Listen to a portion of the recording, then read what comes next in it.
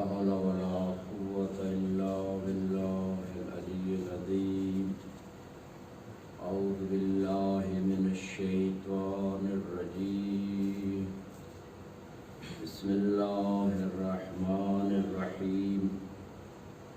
الحمد لله رب العالمين بارئ الخلائق أجمعين، والصلاة والسلام على أشرف الأنبياء حبيب قلوبنا وطبيب نفوسنا أبي القاسم محمد. اللهم صل على محمد وعلى محمد وعلى آله الطيبين الطاهرين المعصومين المنتخبين المنتجبين، واللعنة الدائمة على أعدائهم أجمعين.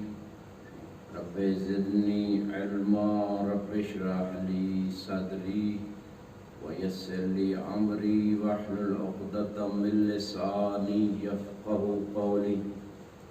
حسبنا الله ونعم الوكيل، نعم المولى ونعم النصير. أما بعد، فقد قال الله سبحانه وتعالى في كتابه المجيد: بسم الله الرحمن الرحيم. قل إن كنتم تحبون الله فاتبعوني يحببكم الله ويغفر لكم ذنوبكم والله غفور رحيم. صلوات اللهم صل على محمد وعلى محمد. حضرات محترم، جیسے کہ ایام سجادیہ ہیں اور جو موضوع میرے ذمے ہے وہ امام سجاد ہے. کتاب بحار الانوار میں بھی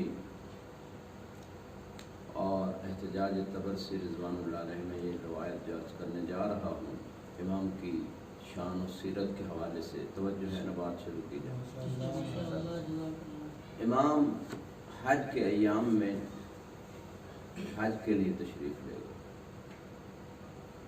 وہاں حاجیوں کا اجتماع ہے اور پانی کی قلت ہے، بارش نہیں ہوئی، بڑے عرصہ ہو چکا تھا. حاجیوں نے مل کے ریکویسٹ کی، التجا کی. عباد بصرہ کے جو بڑے بڑے عبادت گزار اس زمانے میں تھے، حج پہ آئے ہوئے تھے، انہوں نے کہا آپ عبادت گزار ہو اور دعا کرو تاکہ خدا بارش دے. تو انہوں نے طواف کیا، نماز پڑھی، دعا مانگی، دعا قبول نہ ہوئی. امام علیہ السلام یہ سارا منظر دیکھ رہے تھے. روایت کہتی ہے کہ امام نے ایک ایک کا نام لیا اور فرمایا کہ کعبے سے دور ہو جاؤ. اب یہاں پہ چونکہ حوزہ علمیہ میں ہمیں یہی چیز سکھائی جاتی ہے کہ ہر بات کی تحلیل و تشریح ہونا چاہیے. وجہ کیا تھی؟ دو سوال، دو کوسچن یہاں آتے ہیں کہ امام نے ایک تو کعبے سے ان کو دور کیا، دوسرا ہر ایک کا نام بھی ذکر کیا. یہ دو چیزیں یہاں سوال کے قابل ہیں کہ وجہ کیا تھی. تو میرے ذہن میں اس کا جواب جو آتا ہے وہ آپ کی خدمت میں عرض کر رہا ہوں کہ اصل میں ایک تو امام یہ بتانا چاہتے ہیں کہ بے شک آپ لوگوں کو امام کی معرفت نہیں ہے، امام تو تمہارے نام بھی جانتے ہیں. امام کہتے ہی اسے ہیں وَكُلَّ شَيْءٍ أَحْصَيْنَاهُ فِي إِمَامٍ مبین. سورہ یاسین میں ہے اور سنی شیعہ مفسرین کے اتفاق کے مطابق کہ یہ علی ابن ابی طالب اور پھر باقی ائمہ بھی اس میں شامل ہیں کہ امام کو ہر چیز کا علم ہے. اور کافی میں باقاعدہ ایک چیپٹر اس میں روایات جمع کی ہے شیخ کلینی رضوان اللہ تعالیٰ علیہ نے کہ امام کے پاس علم ماکان وما یکون ولا یخفى علیہ شیء، کہ امام کو سابقہ چیزوں کا علم بھی ہوتا ہے، آئندہ کا علم بھی ہوتا ہے، اور کوئی چیز امام پہ مخفی نہیں ہوتی.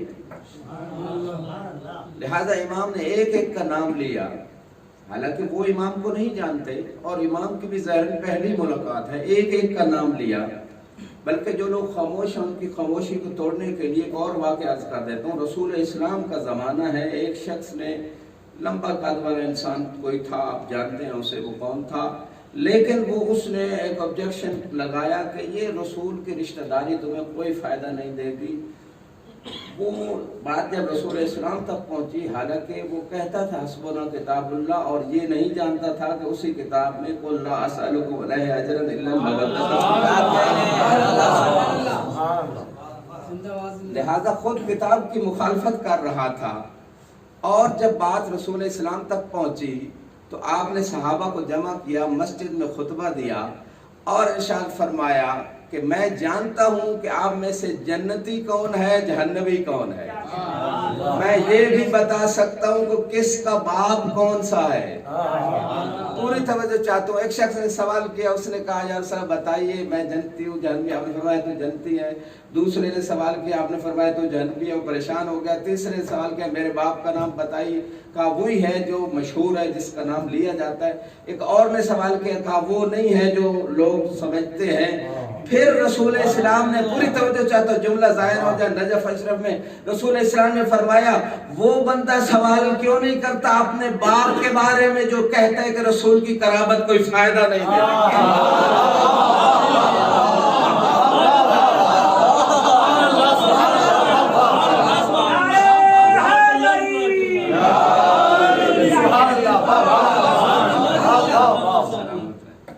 تو لہذا اس واقعے میں چوتھے امام نے ہر ایک عابد کا نام لیا، روایت کے جیسے جملے ہیں، اور کہا کہ کعبے سے دور ہو جاؤ۔ یہ دوسری ایک سوال کا جواب ہو گیا۔ امام اپنا مقام بتانا چاہتے ہیں کہ میں تمہارے نام بھی جانتا ہوں، اور دوسری بات اس میں یہ تھی کہ کعبے سے دور کیوں کیا۔ اس میں جو میرے ذہن میں ریزن آتی ہے کہ جو بھی ائمہ کے مقابلے میں لوگ رہے ہیں ہر زمانے میں، انہوں نے تمام کریڈٹ جو ائمہ کا کریڈٹ تھا اللہ کی طرف سے یا مصطفیٰ کی زبان سے، وہ اپنے ذمہ لگانے کی کوشش کی ہے۔ چونکہ امام چاہ رہے تھے وہ دعا کریں، کعبے کے ارد گرد طواف کریں، بارش نازل ہو، کل کو یہ کہہ دیتے ہم بھی ساتھ تھے، لہذا ان کو کعبے سے دور کر دیا تاکہ یہ نہ کہ، میں بات کو تھوڑا اور واضح کرنے کے لیے، ممکن ہے کچھ لوگوں تک میری بات نہ پہنچ سکی ہو، 1400 سال سے یہ پروپیگنڈا کیا جا رہا ہے کہ اگر اتنے برے تھے تو رسول کے ساتھ کیوں ہیں، رسول کے پہلو میں کیوں ہیں۔ تو میں ایک واقعہ عرض کر دیتا ہوں، یہاں پہ قرآن میں نبی اللہ عزیز و عزیر کا واقعہ ہے۔ اللہ نے 100 سال تک ایک نبی کو موت دی، 7 گدھا تھا اس کو بھی موت دے دی۔ لوگ کہتے ہیں وہ جو پہنچ گئے میں ان کو سلام کرتا ہوں، جو نہیں پہنچے پہنچا کے دم لوں گا۔ بات دین میرے امام نے کعبے سے ان کو دور کر دیا۔ وجہ ریزن میں ایک اور واقعے سے اس کا آنسر دے رہا ہوں کہ رسول اسلام یہ کہتے ہیں جی اگر اچھے نہیں تھے تو رسول کے ساتھ کیوں پڑے ہیں۔ تو قرآن میں اللہ نے شاید یہ واقعہ ذکر اس لیے کیا ہے کہ میرے رسول کی اہل بیت کے ماننے والوں کے لیے کوئی مشکل نہ رہے، کیونکہ اس دروازے پہ کوئی مشکل نہیں رہتی، بلکہ وہ بھی ان کا بڑا بھی کہتا ہوا نظر آئے، لا تبکنی لمعضلۃ لیس لہا الحسن۔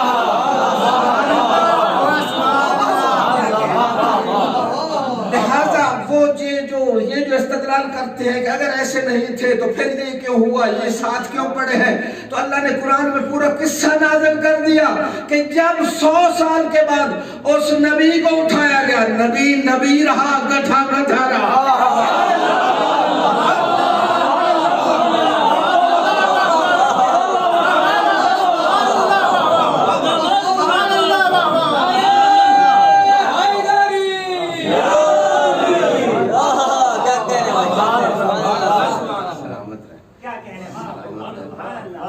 مجھے آپ سے ایسے ہی توقع تھی، کیونکہ جو فضائل پڑھنے کا مزہ آپ برادران میں آتا ہے شاید وہ کہیں اور نہیں آتا۔ درود پڑھے بار محمد و آل محمد۔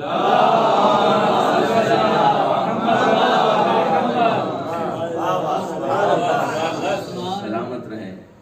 لہٰذا امام نے ان لوگوں کو فرمایا کہ کعبے سے آپ دور ہو جائیں۔ دور ہو گئے، امام نے طواف کیا اور 2 رکعت نماز پڑھ کے دعا کی، اور دعا کے جو جملے تھے وہ میں عرض کر دیتا ہوں۔ الہی بحق حب قالی الا استغیثتهم الغیث عفوا الا اسقیتهم الغیث، پروردگار تجھے واسطہ اس محبت کا جو تو مجھ سے کرتا ہے کہ انہیں بارش سے سیراب فرما۔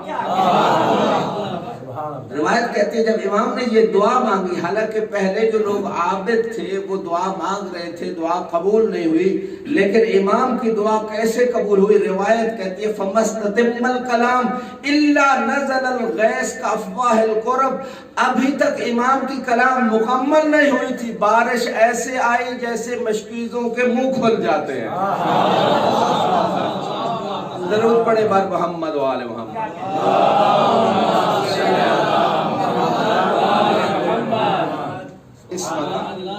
جزاکم اللہ۔ اس مقام پہ ایک اور بات میں جو آج کرنے جا رہا ہوں وہ یہ ہے کہ یہ تھے عابد بصرہ، آپ بصرہ کے عبادت گزار تھے، علیکم السلام۔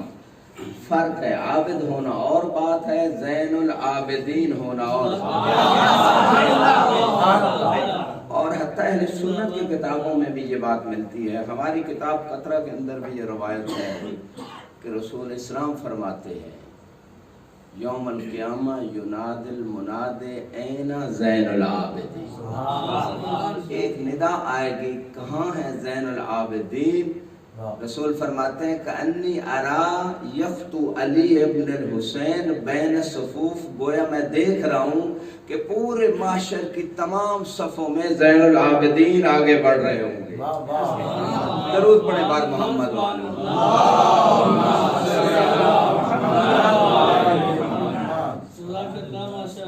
یہ تھا واقعہ امام کی شخصیت اور مقام کا، جو امام نے امت کو سمجھایا کہ جب تک ہمارے دروازے پہ نہیں آؤ گے دعائیں تو چھوڑو، کوئی عمل بھی قابل قبول نہیں ہے۔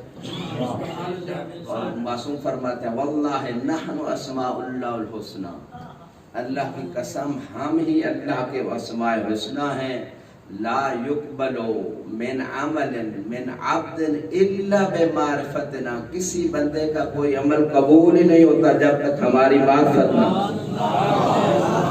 اور من مات ولم یعرف امام زمانہ مات میتۃ الجاہلیہ، چونکہ یہ امام کو نہیں پہچانتے تھے، عابد تھے لیکن عبادتیں گویا ایسے تھی کہ یہ سجدے نہیں تھے، ٹکرے مار رہے تھے، طواف نہیں چکر لگا رہے تھے، کیونکہ امام کی معرفت کے بغیر وہ طواف نہیں چکر ہیں، اور یہ سجدے نہیں، یہ ٹکرے مار رہے ہیں۔ لیکن ان لوگوں کو کون سمجھائے؟ جیسے کہ ڈاکٹر اقبال کے نواسے کے بارے میں ظاہراً یہ ویڈیو کلپ قلب صادق صاحب یا کسی عالم دین ہندوستان کا میں نے سنا، اس میں وہ بیان کر رہے ہیں کہ انہوں نے مولوی صاحب سے پوچھا جب اس حدیث کو پہنچے من مات ولم یعرف امام زمانہ مات میتۃ الجاہلیہ، یہ کون ہے ہمارے زمانے کے امام؟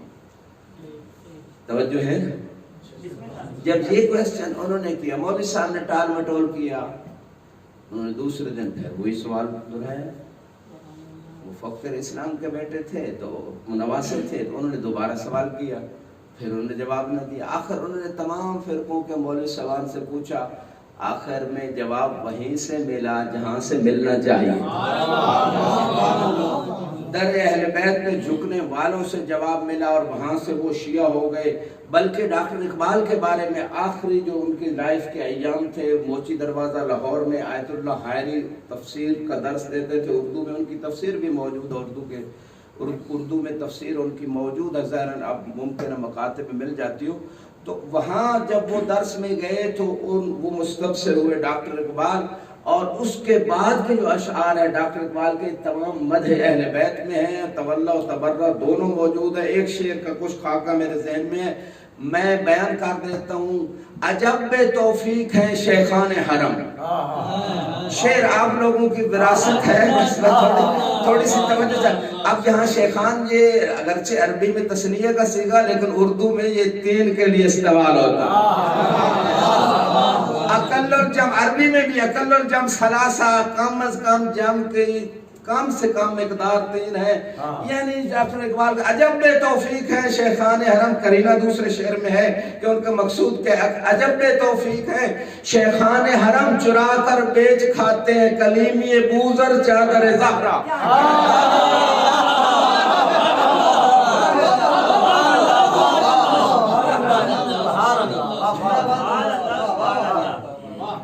ہمارے ملک میں بعض اوقات یہ نعرہ لگایا جاتا ہے گلی گلی میں شور ہے فلاں فلاں چور ہے. تو یہ تو ڈاکٹر اقبال نے پہلے ہی بتا دیا کہ چور کون ہے. درود پڑھے بار محمد والا.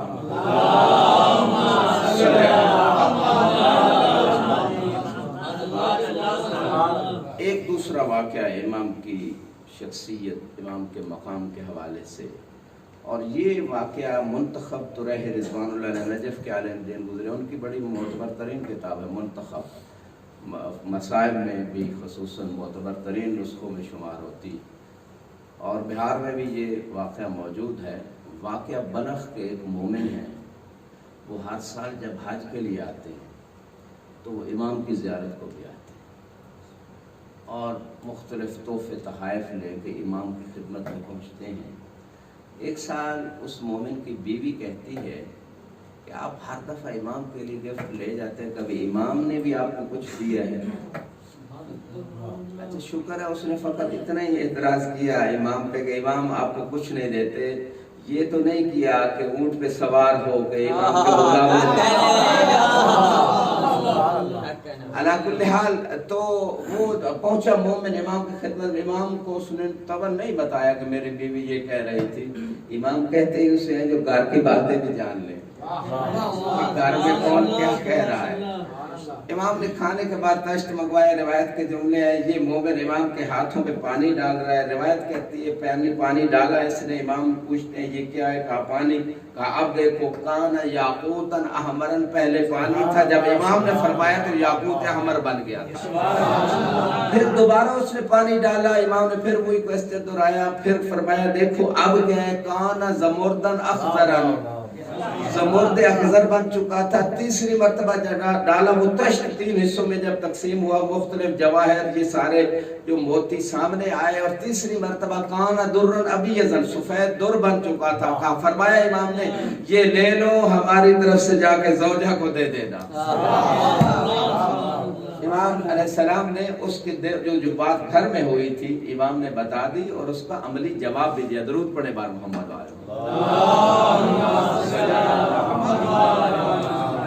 اب اگلے سال اس عورت نے کہا, زوجہ اس مومن کی زوجہ نے کہا کہ اگر امام کو خدا نے اتنی پاور دی ہے تو میں بھی ان کی زیارت کو جاؤں. اب یہ راستے میں آ رہی تھی اگلے سال, جیسے روایت کہہ رہی ہے, مدینے سے باہر اس عورت کی وفات ہو جاتی. مومن روتا ہوا امام کی خدمت میں آتا ہے, کہتا مولا میری زوجہ کا انتقال ہو گیا ہے اور وہ آپ کی زیارت کے لیے آ رہی تھی, لہٰذا میں بہت پریشان ہوں. امام نے فرمایا جاؤ خیمے میں زندہ بیٹھی ہے. توجہ ہے. جب یہ واپس کیا دیکھا واقع زندہ ہو چکی تھی. جب یہ زوجہ کو لے کے امام کی خدمت میں آیا, پوری توجہ چاہتا ہوں, یہ آتے ہوئے گر پڑی, زمین پہ گر پڑی. کہا اسی شکل میں میں نے جب فرشتہ ملک الموت میری روح کو لے جا رہا تھا, جس شخصیت نے اس ملک الموت کو حکم دیا تھا رد روحها الیہا لانہا ظاہر لنا, اے ملک الموت جانتے نہیں ہو کہ یہ مومنہ ہماری زیارت کے لیے آ رہی تھی, اس کی روح کو واپس پلٹا دے.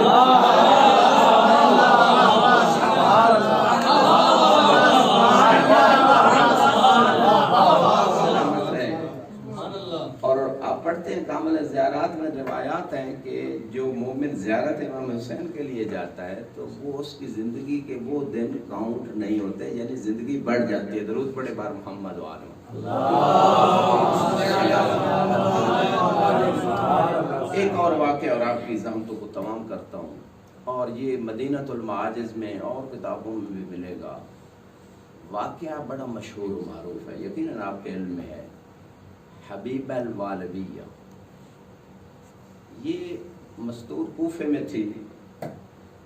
امیر المومنین کی ظاہری حکومت کا زمانہ ہے. یہ دیکھا اس نے امام کو پیچھے پیچھے چلتی رہی. جب امام مسجد میں گئے تو اس نے کہا کہ ہم امام کو کیسے پہچانیں. توجہ ہے. اب جو اس نے سوال کیا کہ ہم امام کی معرفت کیسے حاصل کریں گے, یہ امام ہیں یا امام نہیں.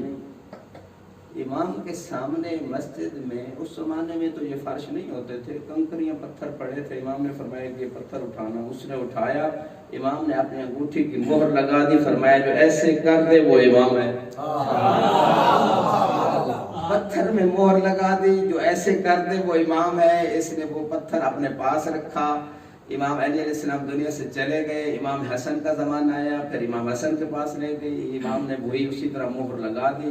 پھر امام حسین علیہ السلام نے لگا دی. چوتھے امام کا زمانہ تھا جیسے روایت کہہ رہی ہے. یہ پھر گئی امام حسین کے بعد کہ اب پہچانوں واقع امام کون سے ہیں. یہ پتھر لے کے, وہی پتھر جس پہ 3 ائمہ کی مہر لگی ہوئی تھی, یہ لے کے پہنچی. امام نماز میں تھے, روایت کرتی ہے امام نے سجدوں کو طول دیا, امام نے رکوع کو طول دیا. یہ انتظار کرتی رہی, آخر مایوس ہو گئی, حالانکہ دل میں مایوس ہوئی تھی. پوری توجہ چاہتا ہوں, جملہ ظاہر. امام نماز میں تھے, جب یہ مایوس ہو کے جانے کا اس نے ارادہ کیا, امام نے حالت نماز میں انگلی سے اشارہ کیا. یہ 113 سال کی روایت کہتی ہے, میاں وسلاس عشر سنہ, اس کی عمر 113 سال تھی. امام نے انگلی کا اشارہ کیا, یہ جوان ہو گئی.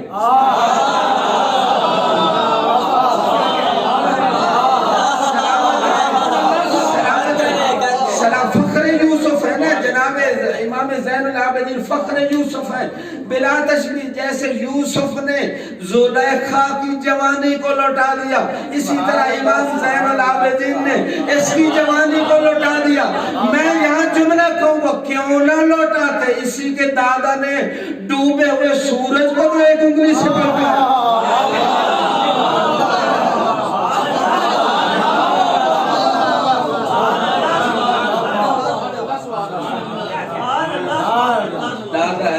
انگلی سے ڈوبے ہوئے سورج کو واپس پلٹایا, خیبر کو اکھاڑا. جیسے نماز میں امام نے اشارہ کیا تو یہ جوان ہو گئی. اسی طرح یہ اسی علی کے پوتے ہیں نا, جس علی نے نماز میں اشارہ کیا تھا, انگوٹھی دی تھی, ولایت مل گئی. اور بعد نماز امام نے فرمایا لاؤ وہ پتھر جو لے کے آئی ہوں, میں مہر لگا دوں. امام نے وہ مہر لگا دی. ضرور پڑھے بار محمد وآلہ.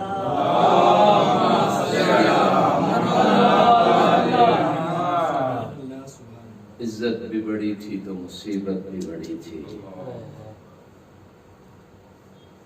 اس عظیم گھرانے پہ مصائب کے پہاڑ ڈوبے. یہ وہ امام ہیں جو کربلا کے بعد ساری زندگی روتے رہے. پانی سامنے آتا پھر روتے, کھانا سامنے آتا پھر روتے, بازار میں جاتے پھر روتے. ابو حمزہ سمالی کہتے ہیں نفس المحموم میں, جیسا کہ شیخ عباس قمی نے لکھا کہ میں نے کہا مولا القتل لکم عادہ وکرامتکم من اللہ شہادہ متی ینقضی حزنک وبکاؤک. مولا قتل ہونا آپ کی عادت ہے, شہادت آپ کی کرامت ہے. آپ کے چچا حمزہ کو شہید کیا گیا, آپ کے دادا علی کو شہید کیا گیا, پھر اب تک آپ روتے رہے. امام نے فرمایا رحم اللہ و حمزہ القتل لنا عادہ وکرامتنا من اللہ شہادہ حال سامعت حزناک اورات عیناک امرا منا صوبیت اور ہوتقت حرمتها قبل یوم عاشور. اے ابو حمزہ اتنا بتاؤ کہ عاشور سے پہلے ہماری کسی مستور کو قیدی بھی دیکھا ہے؟ کیا ہماری کسی مستور کی حرمت کو پامال کیا گیا وہ عاشور سے پہلے کبھی تیرے کانوں نے سنا, تیری آنکھوں نے دیکھا؟ پھر کیسے میرا حزن ختم ہو؟ ایک دن غلام نے کہا مولا کھانا رکھ کے, سارا دن چونکہ امام روزہ رکھتے تھے, رات کو قیام کرتے تھے, کھانا رکھ کے کہتے ہیں مولا، امام چونکہ کھانا جب سامنے آتا تو کہتے قتل ابا عبداللہ الحسین، اچھا نا قتل ابا عبداللہ الحسین، جایا امام گریہ کرتے، کھانا آنسوں سے پر ہو جاتا۔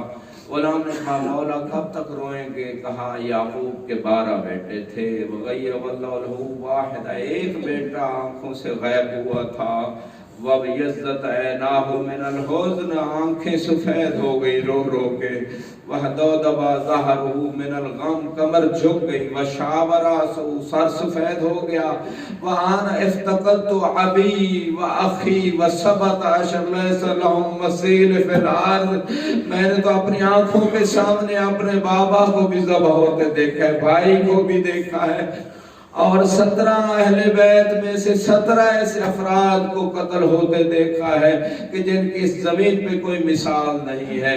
امام علیہ السلام کے بارے میں شیخ بہائی رضوان اللہ علیہ اپنی کتاب الکامل میں لکھتے ہیں، اوقفوا اہل البیت علی باب شام 3 ایام، اہل بیت کو شام کے دروازے پہ 3 دن کھڑا کیا گیا۔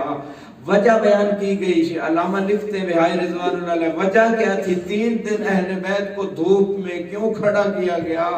وجہ یہ تھی بازار سجتے رہے، دربار سجتے رہے۔ میں کہوں گا مولا امام زین العابدین آپ کا امتحان بڑا سخت ہے، آپ کے بابا نے بھی کربلا میں امتحان دیا۔ جب کسی نے پوچھا نا مولا سب سے زیادہ مصیبت کہاں پہ آئی، امام نے یہ نہیں کہا جب علی اکبر کی جوانی لٹی، یہ نہیں فرمایا جب عباس کے بازو کٹے، یہ نہیں فرمایا جب میرے بابا کا سر نیزے پہ سوار ہوا، بس 3 مرتبہ کہا سب سے زیادہ مصیبت الشام الشام الشام۔ میں کہوں گا مولا تیری غیرت کا امتحان ہوا ہے، خدا کسی کو اس امتحان میں مبتلا نہ کرے۔ جب شام کے بازاروں میں علامہ بہائی لکھتے ہیں 5 لاکھ کا مجمع تھا، مستورات اور مرد طبل بجا رہے تھے، دف بج رہی تھی۔ شیخ بہائی کے یہ جملے عرض کر رہا ہوں، جب اس بھیڑ میں بدماشوں کے اس رش میں زینب جیسی پھوپھی جو نانا کے مزار پہ رات کو جاتی تھی چراغ بجھا دیا جاتا تھا، وہ جب اس بدماشوں کے دربار بازار میں گئی ہے نا تو امام زین العابدین پہ سب سے بڑی مصیبت یہی تھی عزادارو۔ اسی لیے امام نے کسی اور مصیبت پہ یہ جملے نہیں کہے، جو شام میں بی بی زینب کا بدماشوں کے ہجوم میں جانا، اور یہ جملے ملتے ہیں یا لیتنی لم تلدنی امی، کاش میری ماں نے مجھے نہ جنا ہوتا، میں بازار شام نہ دیکھتا۔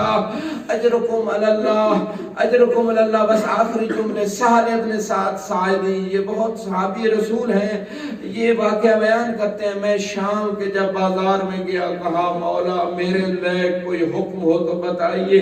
امام نے فرمایا کچھ درہم و دنانیر ہوں تو یہ نیزہ برداروں کو دو، یہ سر آگے لے جائیں تاکہ لوگوں کی نگاہیں سروں کے دیکھنے میں، اجرکم اللہ، سروں کے دیکھنے میں مشغول ہو جائیں اور میری پھوپھی کی طرف لوگوں کی نگاہیں نہ پڑے۔ عزادارو صاحب کہتے ہیں میں نے درہم و دینار دیے، لوگ سروں کو آگے لے جایا گیا۔ تھوڑی دیر بعد میں پھر آیا، مولا کوئی اور حکم؟ کہا حل عندک ثوب عتیق، تیرے پاس کوئی پرانا کپڑا ہے؟ کہا مولا کیا کرو گے پرانے کپڑے کو؟ اضعوا تحت الجامع لقد اکلت عنقی، میں اس توق کے نیچے رکھنا چاہتا ہوں کیونکہ گردن کے گوشت کو اس توق نے کھا لیا ہے۔ اجرکم اللہ۔ عزادارو آخری جملے، سال کہتے ہیں میں کپڑا لے کے آیا، مولا کی خدمت میں پیش کیا، لما رفع الجامع، جب امام نے توق کو اٹھایا سالت الدماء، خون جاری ہو گیا۔ اجرکم اللہ۔ میں کہوں گا مولا امام سجاد آپ مظلوم، جب آپ کے بیٹے امام باقر آپ کو غسل دے رہے تھے، غسل چھوڑ کے کونے میں بیٹھ کے رونا شروع کر دیتے ہیں۔ لوگوں نے پوچھا مولا کیوں رونے لگ پڑے ہو؟ کہا اس لیے کہ ابھی تک میرے بابا کی گردن پہ توق کے نشان باقی۔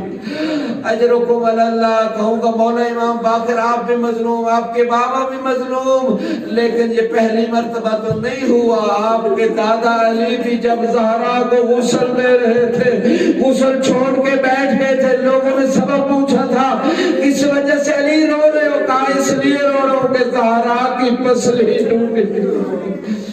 الا لعنت اللہ علی قوم الظالمین وسیعلم الذین ظلموا وایہم منقلب ینقلبون۔ پروردگار رحمت محمد و آل محمد، اس قلیل سے عبادت کو اپنے بارگاہ میں قبول و مقبول فرما، ہمارے صغیر و کبیر گناہوں سے درگزر فرما، علماء اعلام کا سایہ ہماری سرحد کو قائم و دائم فرما، امام زمان علیہ السلام کے ظہور میں تاکید فرما، ہمارے امام خان سے راضی فرما، جو مومن مریض ہیں ان کو شفا کاملہ عطا فرما، اس وبا کرونا سے ہم سب کو نجات عطا فرما، ہمارا خاتمہ بالخیر فرمانا، شفاعت اہل بیت نصیب فرمانا، حاضرین کی حاجات کو پورا فرما، اس مدرسہ اور اس کے طلبہ کو دن دگنی رات چگنی ترقی عطا فرما، پوری دنیا میں جہاں کہیں کوئی مومن پریشان حال ہے اس پریشانی کو دور فرما، ہم سب کو حج و زیارات نصیب فرما، خصوصاً زیارت اربعین تمام مومنین مومنات جو خواہش رکھتے ہیں ان کو نصیب فرما۔ پروردگار حق محمد و آل محمد، پوری دنیا میں جہاں کہیں بھی کوئی مومن پریشان حال ہے، اس پہ قرضے ہیں، رزق کی پریشانی ہے، اولاد کی پریشانی ہے، حق محمد و آل محمد اس کی تمام پریشانی دور فرما۔ ایک مرتبہ سورہ فاتحہ لجمیع المومنین والمومنات، حاضرین کے مرحومین کے لیے اور علماء شہداء امت کے لیے، بسم اللہ۔ خصوصاً مونی فیملی اور لاڈا فیملی اور کورونا امین کے لیے جی شاہ صاحب فرما رہے ہیں جو لاڈا فیملی اور جتنے جی مونی فیملی مونی فیملی اور جتنے حضرات جنہوں نے دعائیں لگائیں شاہ صاحب کے